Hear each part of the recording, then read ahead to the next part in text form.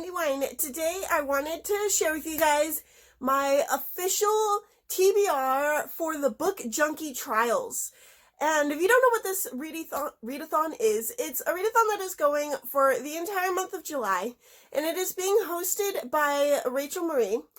And the whole theme of it is that we are on a quest to try and find the Book Junkie Grail. And so we have, there's 4 teams. There's Outlaw, Scribe, Mage, and Bard. And each team is taking a different route to try and get to the Book Junkie Grail.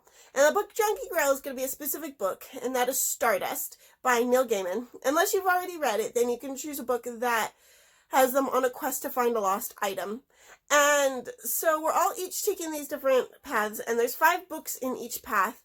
And then after we've done the books for our path, then we can also choose to continue to explore the world and read the other books that are in the world as well for the other islands and other paths.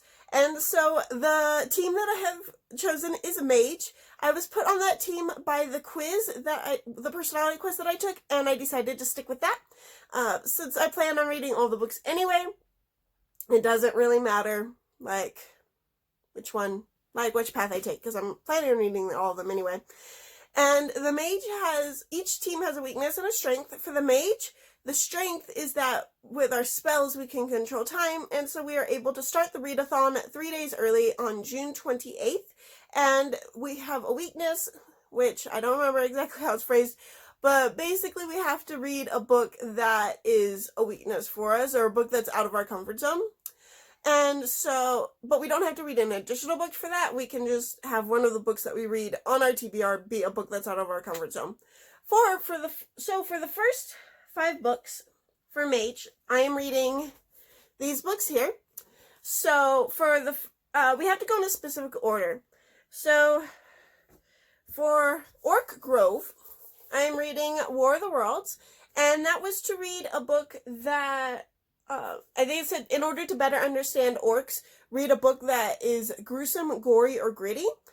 And for that, I chose H.G. Wells. There's a quote in here that says that the aliens didn't have bodies or digestive systems, so they were injecting the blood of their victims straight into their veins. And that sounds pretty gruesome to me. Just saying, I've never read the book. All I know about it is that it terrified everybody when the radio broadcast accidentally got released, so I'm hoping that'll be gory. And then for Old Pirate Cove, which is, in order to survive with the pirates, you have to read a book that is about the ocean so that you can be more ocean savvy. Yes. So I'm reading the Mapmaker Chronicles, Race to the End of the World. It takes place on a ship, so it's not that thick. It's actually a really, really fast read, which admittedly is one of the reasons I'm choosing this book. And then for Glimmer, it's to choose a book that has a beautiful or colorful cover, because the island of Glimmer is gorgeous. And for that, I chose Savvy, because that cover is really colorful and really beautiful. It is the story of a 13-year-old, or a girl who's about to turn 13-year-old, and in her family, when they turn 13, they find out what their power is, and their power is called the Savvy. But things start going wrong just before she turns 13, and so she has to, rescue her family and stuff, and, even the back is really pretty. It's like a big tornado thing, but I think it's just absolutely gorgeous. And then for the Draconic Isles, we have, the isle is completely inhabited by dragons and wyverns, and so we have to read a book with dragons in it. And so I am reading Hatching Magic, which is about a wyvern egg that is hatching. I don't really know anything else about it. I think, her dad's trying to figure out about how to get more wyverns or something. He doesn't know there's an egg at home or something. I don't know. I don't actually know the premise of this book, but it looks interesting, and it's about dragons, and I'm always up for reading books about dragons. And then for the Book Junkie Grail, we have Stardust, which is going to be a reread for me, but I am really excited to get to read it again, because I really, really enjoyed this book. And then for the rest of my books are kind of out of order because they're just in the way I stacked them. So for Hollow Isle, it was to read a book that is atmospheric or a horror novel. And Dr. Jekyll and Mr. Hyde is one of the original classic horror novels, and so I'm finally going to get to read it. It does say this is the complete and unabridged version, but it looks really small, so I'm hoping that this is the full version because I really want to read the full version. And then for Giant Squid was to read a book that intimidates you, and I'm going to be reading Dune.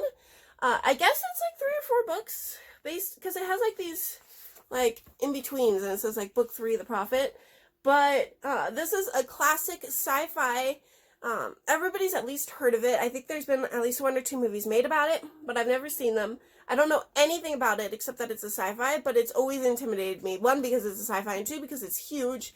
And like sci-fis just make me nervous because I don't really read them that often. So I'm really looking forward to it, but it's really it intimidates me. And then the next one was to choose a random book from your bookshelves. I chose between the numbers 1 and 51, and the number generator gave me 18, which was Alice's Adventures in Wonderland. I don't know if this is 1 or 2, like both of them, or just the first one. I think it's just the first one. So yeah. So I'm going to try and read this. I know that a lot of people love Alice in Wonderland, but I've never read it before. So that'll be a first for me. The next one was Empty Barrel Inn, which was to read an indulgent read. And so I'm reading Escape from the Isle of the Lost, which just came out like this month or last month, and is the next book in the series. And I'm really, really excited to get to read it. I love the series. So for me, I just really wanted to get to read it, and that's where it fit best. So, and then for The Forgotten Forest was to read the next book in a series. And so I'm reading Mr. Limoncello's All-Star Breakout Game, which is also the 4th book in the series, I believe. Yep, that's number 4. And again, this was a book I've just been waiting for, really, really wanting to read. This is like the readathon of the sequels. I'm reading a lot of sequels this readathon. And then, which one is this one under? I don't know what this is under. For Crimson Peaks, the volcano is about to erupt, and in order to calm it down was to reread a favorite, which for me is Ella Enchanted. I love this book, like, so much. This is one of my all-time favorite fantasy novels. The author, Gail Kyson Levine, is one of my all-time favorite authors, and I cannot wait to read it. It's been so long that I even forgot about this book that was on the cover. Like, I've forgotten a lot about this book, so I am really, really looking forward to getting to read this book. And for the Great Library was to read a book that has been on your TBR for a really long time, or forever. So this is Charlotte's Web. I am reading this book because when I was in either 5th or 7th grade, my stepmom loaned me this book, and I never finished reading it. In fact, I don't even remember if I started reading it. And so I found this somewhere recently. I don't remember if I found it in a Little Free Library or if I found it at a used bookstore. I found it somewhere. And I said it's finally time for me to get to read it. And now that it's on, like, one of the questions, like, I can't think of any book that that's been on my TBR for longer than 5th grade. So I'm going to finally get that book read. And then for Dwarf Mountain, people don't really think of dwarves as romantic, so to read a book that has a hint of romance in it. So I'm going to be rereading Tuck Everlasting. If I remember correctly, there was a little bit of romance between the 2 main characters, but I don't remember how much romance, and I definitely remember how it ends. I was always so frustrated with the ending, but I want to reread it and see if I enjoy it as much the second time. Hopefully I won't get as frustrated with the ending the second time, but yeah. And then for the Queendom Stone, it was to read a book featuring royalty. So I'm going to be reading Princess Academy, which is about a bunch of girls from a village that have been brought to this academy to learn how to be a princess, to see who's going to be marrying the prince. And I'm hoping that it features some royalty. I mean, it is called Princess Academy, so we will see. And then